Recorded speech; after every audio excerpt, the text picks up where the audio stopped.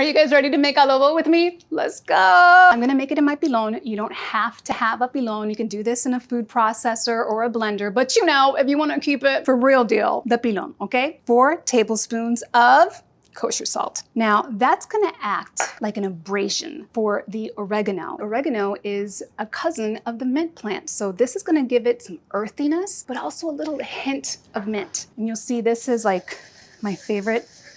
You see that? You can like pound it. You can think of someone that you work with that maybe perhaps you wish would leave you alone. We all have that special person in our lives. Look at that. Now we're gonna take our garlic powder, 2 tablespoons, and our onion powder, 2 tablespoons. Powder. Our fabulous cumin. It's incredible, it's floral, it's got a great bouquet, and it's got a little hint of citrus at the end, which, you know, if you really wanna get fancy with it, you're welcome to bloom in a hot pan until you can smell it all over your kitchen, but we haven't done that here.